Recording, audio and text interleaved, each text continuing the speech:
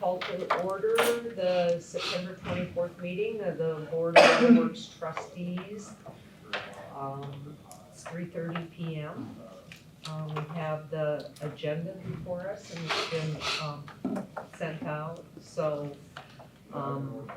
under item 1, the consent agenda, you will look at those items. I would ask, is there anything that anyone wants to pull out and consider separately? Nothing here. Hearing nothing, I would entertain a motion to accept the minutes, financial statements, list of payments, summary. The CEO approved expenditures in excess of $20,000 and our next meeting date, October 29th. So, Second? It's been moved and seconded, all in favor? aye. Aye.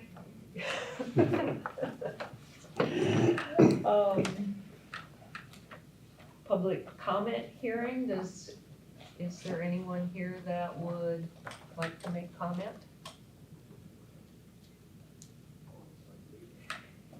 Hearing none, we'll close it and move on to the action items for this meeting. 3A, acceptance of the 29 well rehabilitation Moffett Reservoir. Ted. This is part of an ongoing program that we have where we are rehabilitating our radial collector wells. And as the memo says, this was one of the wells at the McMullen plant. We actually bid this project with a base bid of doing 1 well and an alternate bid of doing 2 wells.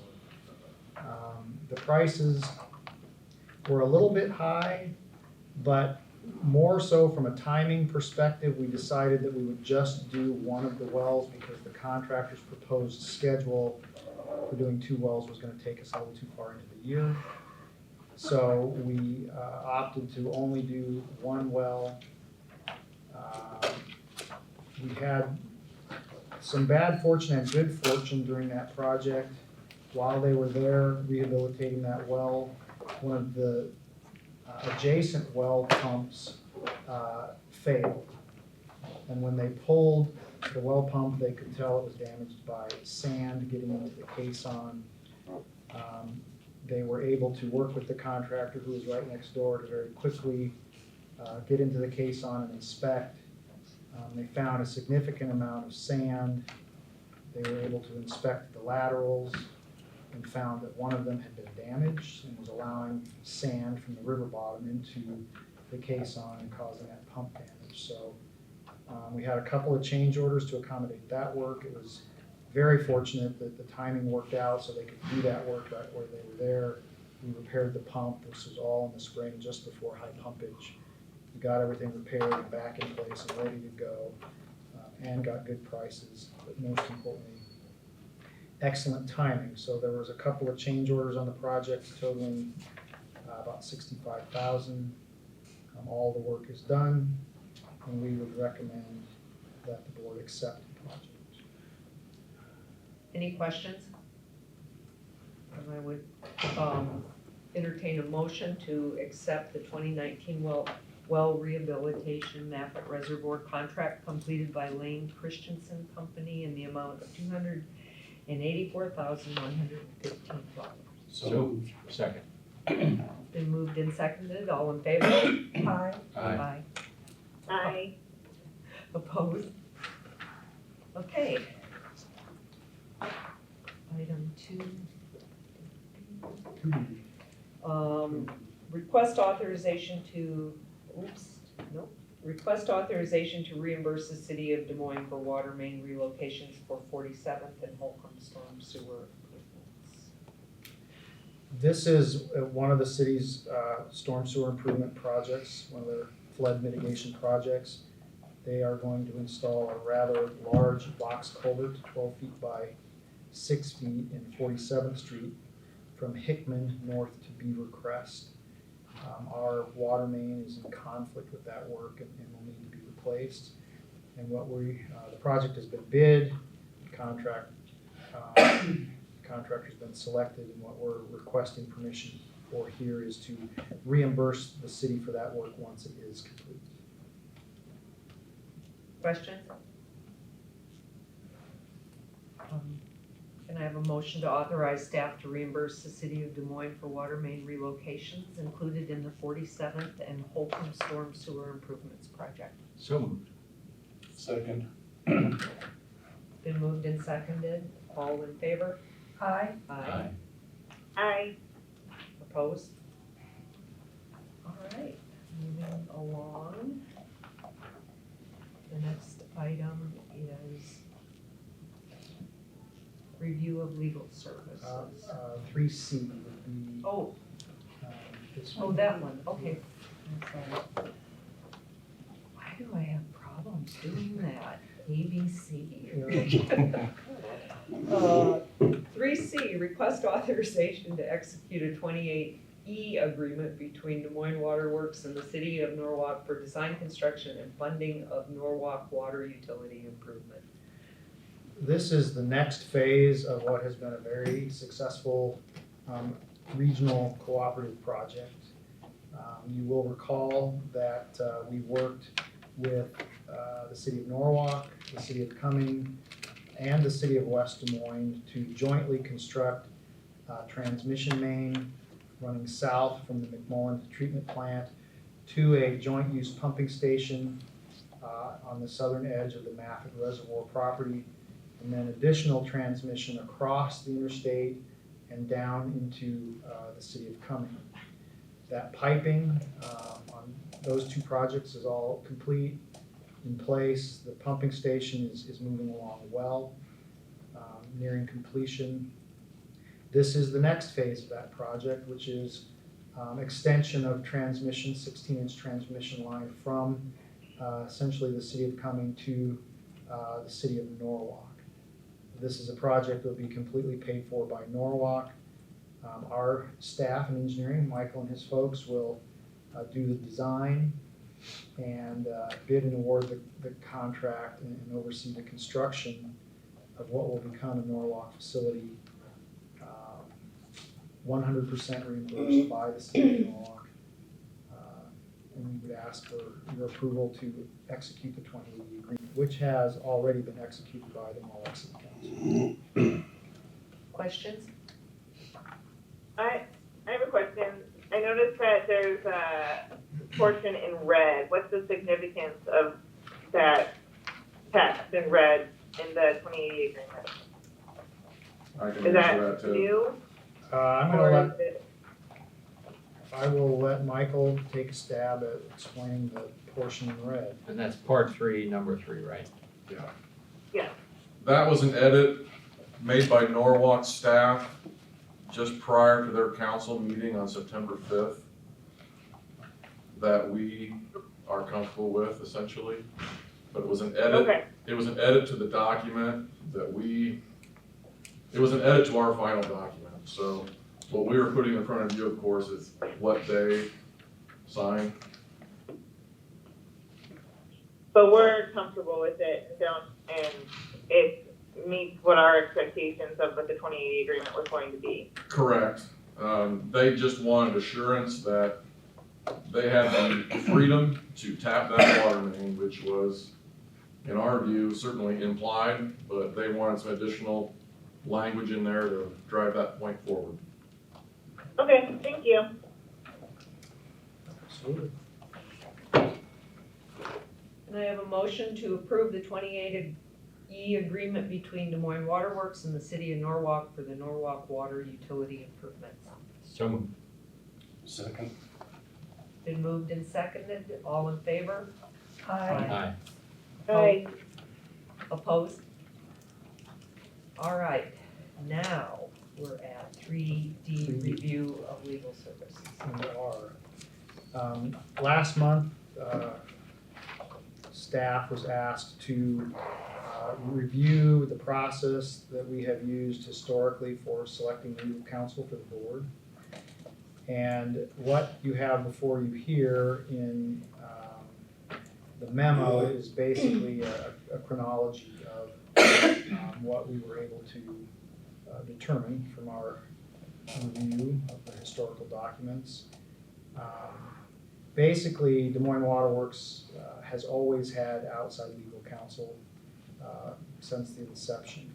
Not clear who that might have been before 1957, but in 1957, the Dickinson firm was selected to represent the waterworks in a specific case relating to a decision that the then Iowa Natural Resources Council, now IDNR, had made related to withdrawal of water from the Raccoon River, as it turns out.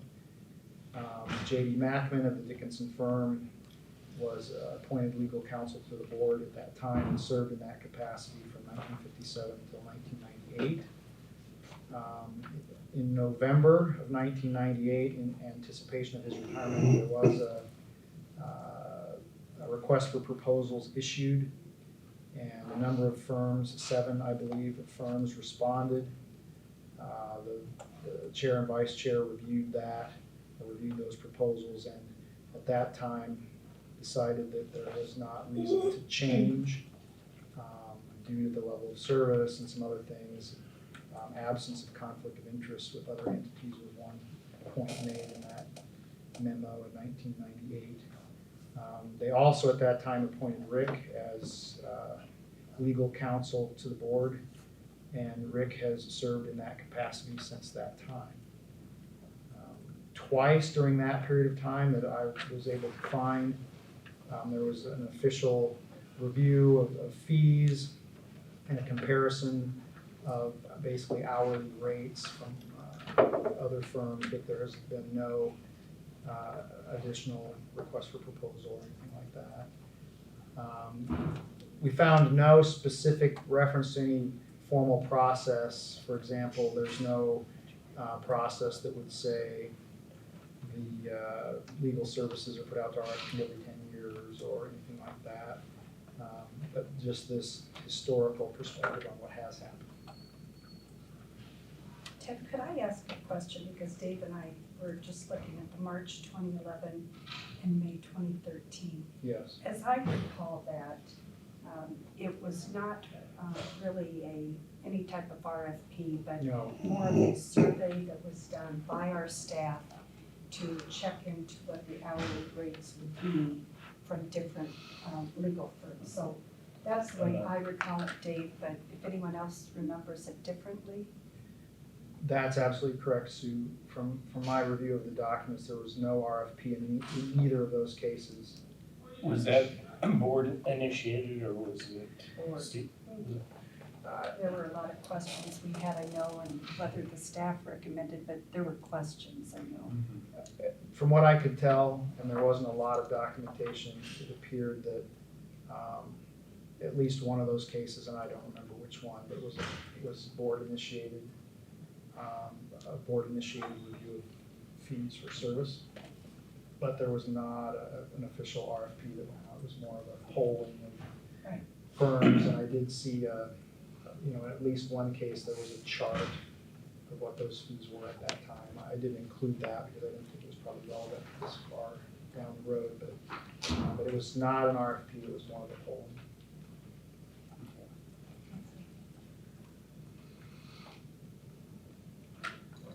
think, I'd like to propose at this time, I'd like to, thank Dave for raising this. We certainly have, reviews of all our staff and processes for doing that.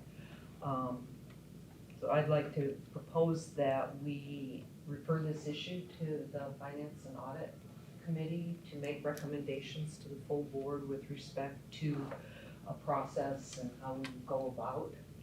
Yes, some committee or Yeah. a couple of people or something, yeah, the finance committee can decide. I What do you think think, makes Dan? sense.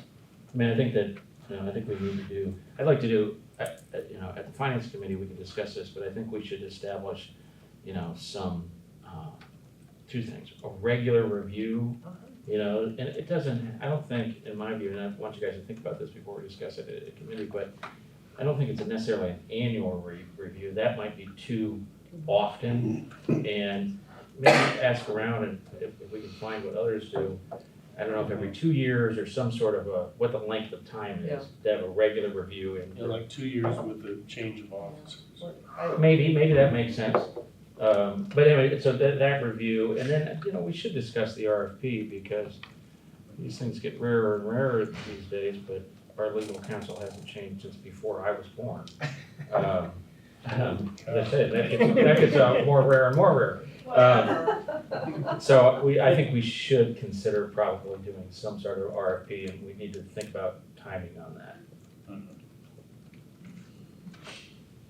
So if people would be comfortable with this, I would move that, we refer this issue, the issue of process for reviewing, the board's legal counsel to the Finance and Audit Committee to return to the board with a recommendation. Andrea, do you have any comments? I think that you guys hit it on the nose. I think that it's good, that we are doing a, review, like we would review all of our other staff positions, and if this is a process that makes sense, to turn it over to the finance to come up with that official process, then it sounds like we're hitting what we are accomplishing what we want to accomplish. That's a good idea. So I'm good. And then, yeah, I'll second that. All right. Personnel. So who moved that? I Diane did. did. Can I ask? I don't think Diane can as chair, so I'll All right, move that. then would you and move it? I'll move it, and then, And then I'll second it. great. Thank you. It's been moved and seconded that the issue of the process for review of legal representation to the board, be referred to the Finance and Audit, Committee for recommendation back to the full board. Mhm. All in favor? Aye. Aye. Opposed? Okay.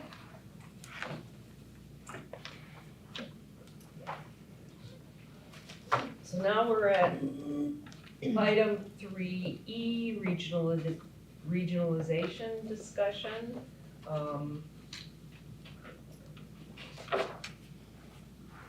We propose that we go into closed session. Now you've got me confused as I can't make the recommendation. Well, you can do what you can always read it, and then someone else, All right. one of us can It's read a it. change of language.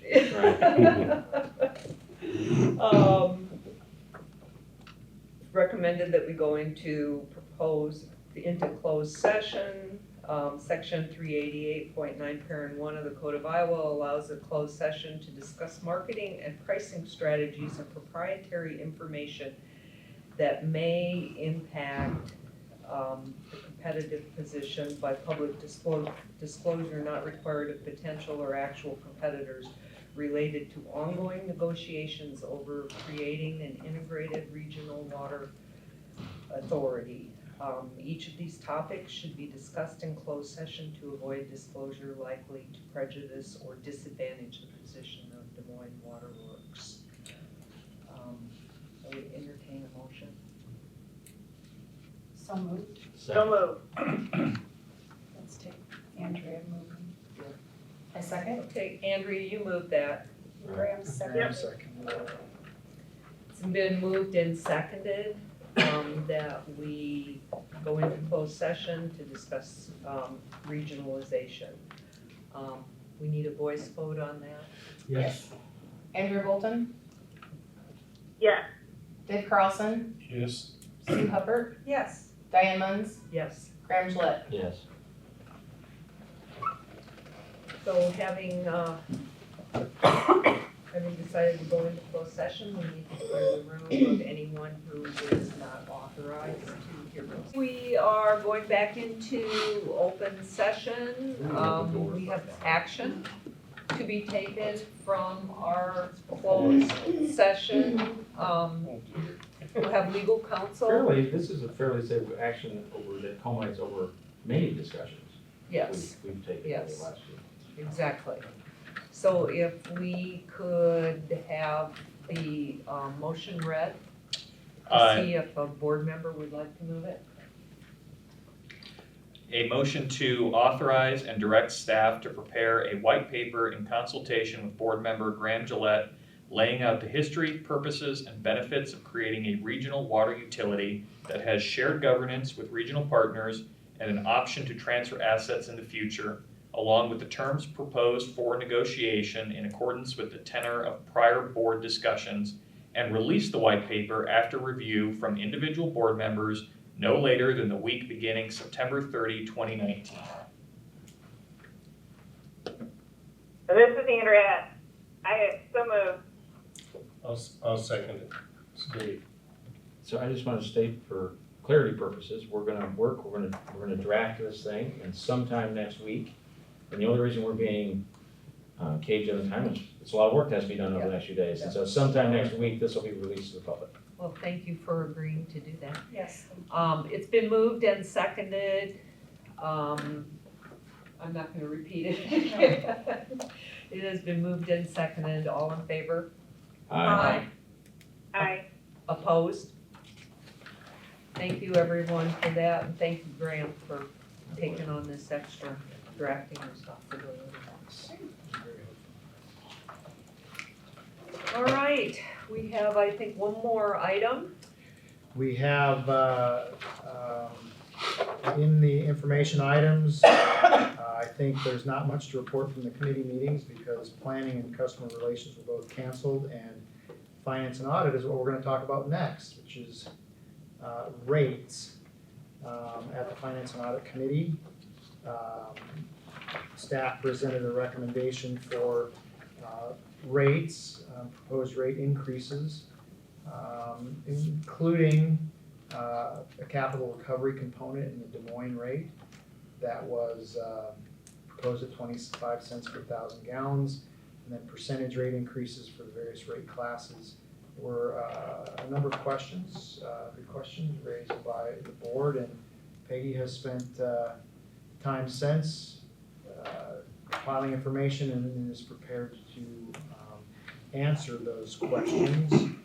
There is a memo in your packet that I think we will ask Peggy to walk through for us, and then we'll see if you have any additional questions.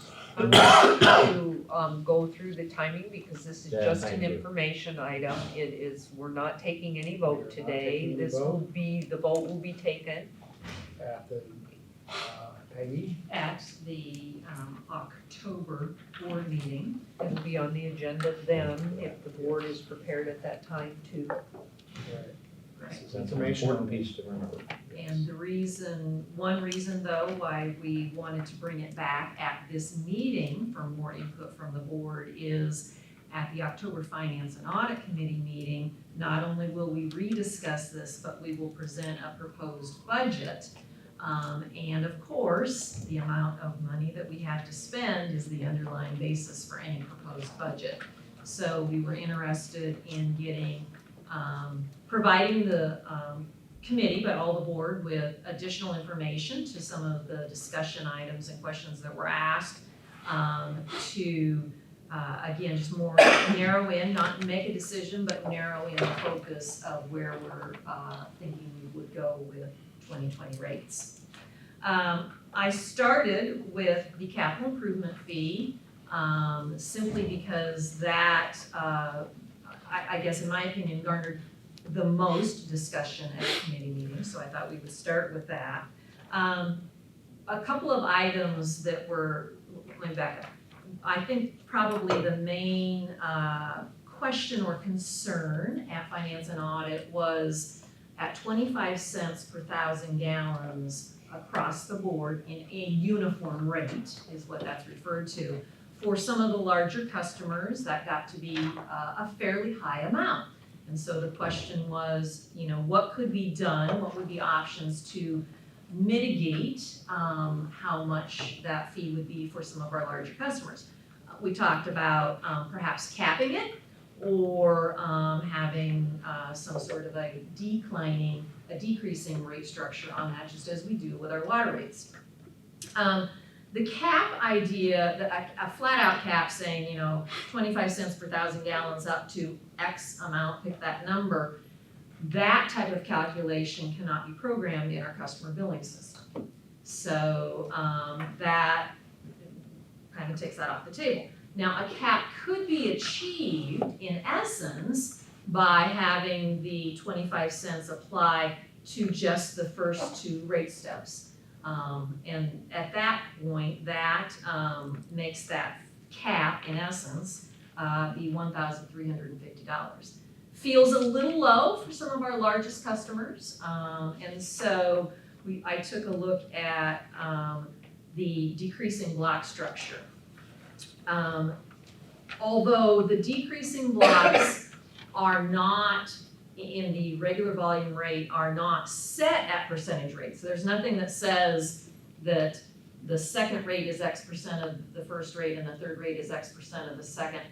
I calculated what that would be just so that they could be comparable. And those work out to be, they've been pretty consistent over the last few years, mainly because we have raised rates across the board. So they've been consistent at the step 2 being 61% of step 1 and step 3, 77% of step 2. So using those figures, I worked out what would be closest, because I don't want to do fractions of cents, for a decreasing structure on the capital improvement fee. And that would be 25 cents on the first 150,000 gallons of consumption in a month, 17 cents on the next 300,000, i.e. from 151,000 to 450,000, and 13 cents on anything over 450,000. And then I did some calculations, and there's a little chart in the memo that compares the uniform 25 cents, the declining block, and then the cap at step 1 and 2, which is, I already said was $13.50. So, and I didn't name the customers, I numbered them. Our top customer, and I was a little off on the consumption that I had used in the finance and audit memo. But so for our top customer, the 25 cents would be about $50,000 a year. The decreasing structure would be $26,000 a year. And I'm not gonna go through all these for customer 2, the 25 cents uniform rate would be $35,000, and the declining structure would be $19,000, and so on down the chart. And so in looking at those, it's hard to evaluate what feels right. I don't know, but certainly feel like those are much lesser amounts to burden our larger customers with. And overall, doing a declining block makes a difference, and I'm sorry, I lost my number, of $150,000, I believe. Somewhere the number is in here. So that would be our proposal. I'd like to point out that, and I said this in the memo, internal discussion with staff. When we implemented the capital improvement fee in Polk County several years ago in 2015, we implemented that as a uniform rate. But we think it makes sense to also change that to a decreasing block structure so it's consistent with the and so again, using that same theory of spacing the steps the same as the Polk County steps are, came up with On the first 150,000 gallons, it would be the $1.50 that it is today, but step 2 would go down to 92 cents, and step 3 would go down to 71 cents. Polk County does have several large customers, but with the largest happen to being also the customer that appeared at Finance and Audit on a couple of occasions, and that is Firestone. That would change their annual capital improvement fee from about 136,000 now down to about 67,000.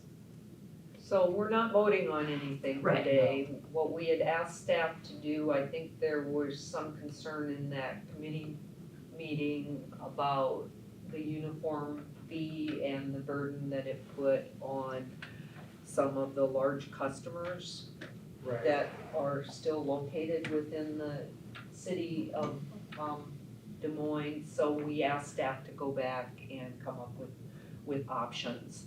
Right. And that's what Peggy's presenting today, so. And this will be discussed at Finance and Audit, by the way, obviously, again. Yeah, and no voting, but certainly feedback from the board would be welcome, if you have thoughts.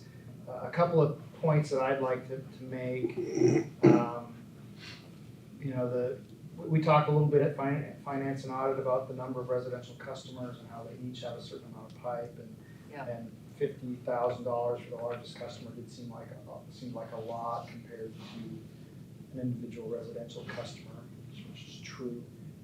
It's also true, though, that these large industrial customers have enormous frontage, and they're served by much larger water mains, and so $1,300 in the fixed fee or the capped fee that we came up with just seemed disproportionately small. It's hard to do an exact analysis, and every customer is different, but that seemed very small. The declining fee that Peggy has proposed dramatically reduces it by about half the fee that would be attributed to the largest customers. It seems like a good place. We certainly have the need. The declining fee reduces our income by about $200,000 annually for this implementation. The capped fee would reduce it by about $300,000, and we're talking about a total $1.5 million being reduced to about $3 million if we use the declining fee. And so that was our perspective on what would likely be best, but certainly open to input. So are we going to have a recommendation from staff when we come to Finance and Audit? Yes. We will, yeah. Okay. I'll go through the second piece of that. So the second piece then is the rates themselves, percentage increases. And what we talked about, or what we presented in the memo at Finance and Audit was to increase inside city customers 5%, other retail customers 5%, 5% for the with storage wholesale customers, which is in essence Johnston, and then 8% for the wholesale purchase capacity customers. The question was asked, how does that change the under recovery of costs that Raftellus has talked to us about? So in the memo, and I'm not gonna go through all these figures in detail, but in the memo, I first show at the top of page 4 the numbers from Raftellus, and as pointed out, just one note, as pointed out in the Finance and Audit Committee meeting, there was an error in those numbers, they didn't add up, and so those have been corrected. But comparing that then to what was originally presented, and I'm shortening this, the 5 and 8%, let's put it that way. Actually, 5 and 8% doesn't change the cost recovery by much at all. It leaves it about the same. It actually, the with storage rate increases in being over collected a bit. The purchase capacity goes down by just a titch, and the Des Moines inside city is virtually unchanged, 1% change. So I also looked at some additional numbers shown there, 5 and 10. So 5 for everyone Des Moines inside city, other retail, and with storage. and then 10% for the purchase capacity. It changes it by a little bit, doesn't change it by a whole lot. And then the last set of numbers that I presented in here is, you know, if the desire is really to really make a movement in changing those cost under recoveries or the ratios of those, I showed a 0% for Des Moines Inside City, 5% for other retail, 20% for purchase capacity, and 0% for wholesale with storage. And that does change it, the Des Moines takes that to about 104% over, so a little bit over recovery. The purchase capacity would be at 92%, and the wholesale, the with storage would still be over recovering. Obviously, those are, you know, that 20% increase is a really significant rate increase. And so, you know, I don't think that would be the staff recommendation, but I just wanted to put those numbers out there. I did not include this figure in the information because I already had a lot of sets of numbers here, and I was feeling a little bit of a number overload for myself, let alone anyone else. It would take a 33% increase in the purchase capacity rate to get it to, in essence, 100% cost recovery. And so, you know, I don't think, and certainly even, you know, Tom Beckley stood here and said, you know, as we make a change in this, it's not something that you would expect to do in 1 year. And so, you know, but I did want you to have that number. Let me simplify this. I think the decision we're gonna have to make is anything short of, is it about 15% increase 15%. to the wholesale customers makes the subsidy or the under recovery of that group, the subsidy from other customers to that group of customers makes it worse. So I mean, it spreads. it makes it worse. It means that, We're not even keeping up. no, we're not keeping up. In fact, so if you look at it and you look at the numbers now, the Des Moines customers are subsidizing the wholesale customers. So it would even be more. Yes, anything About short of 15% increase, 10% would be We're losing ground. about 1% We would be losing more ground. subsidy than Yeah. today. 10% we go from, what was reported as 87.6 to 85.9.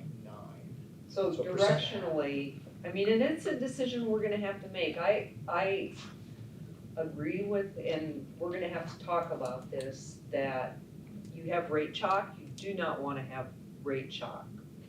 But on the other hand, how do you continue to directionally dig a bigger hole Right. that you have to You come just out push of? rate shock out down the road and make it worse. Yeah, so it's something we're gonna have to talk about. Timing couldn't be worse. Yes, exactly, exactly right. The timing couldn't be worse. So this is a discussion that we're gonna have to have, but I just wanted to make it clear to everybody that even doing 10% makes it worse. And to a certain extent, you know, this is our fault by having across the board increases for years that created this situation. So we won't get out of it in 1 year or 2 years, but I think the question is, what kind of plan do we have for getting out of this situation? And it may, you know, it may be something that we don't wanna do right now because of these discussions, and until we have broader discussions about what kind of rate design do we wanna put in place and those kinds of things. I think, Sue, So- do you remember when we had that one bid? We had one, and Huge. Oh, yeah, I mean, you don't, what was it, Yeah. 20? But I don't know, we ever had 20, but it was huge. it could have been 15. Was it 15? I mean, that, Was it 20? 15 I would or have said 20, but I might be yeah, I mean, I just wanna be clear on what we're talking about. but it had repercussions. Oh, yeah. Oh, sure, oh, absolutely. Well, and as Diane said, we didn't dig into this hole in 1 year. Yeah. We don't have to No. dig out of it in 1 year. Right. It would be worse if we did across the board. Yeah. 10%, it would be worse than it is. So it's clearly a board decision, but at 5 and 10, it's better than it would have been. We talked a little bit about better than it would have been. But it does get about 1.5% worse according to the established. Correct. I would also point out some of the subsidization, by the way, is actually between the two wholesale customer classes. It's not that Des Moines is subsidizing all of that when we talk about the under recovery. So with storage rate is over recovering, so. Right, but that's a small, It's a smaller amount, so. Yeah. Ted, I have a question under meetings, I guess, for the board. Okay. In light of our most recent action that we'll be sharing information, do we want to cancel the customer relations meeting October 1st to free up time for some of those meetings? Probably. Yeah, I don't think there was a reason to do it again, I would think so. October customer relations. Okay. Any other questions about rates? thank you, Peg, for putting all that together. If you'll allow me one comment at the end of this very long meeting. Last night at the city council meeting, they did authorize city staff to negotiate with the waterworks for resolution of the zoo's water bill. And so we will be moving forward with that and trying to get that resolved once and for all. And I think we will acquire a piece of property in the process, and we will get out from underneath some fees that we've paid for many years. All very positive, so. Good movement on that, Ted. Thank you. Thanks, Ted. It'd be nice to finish that up.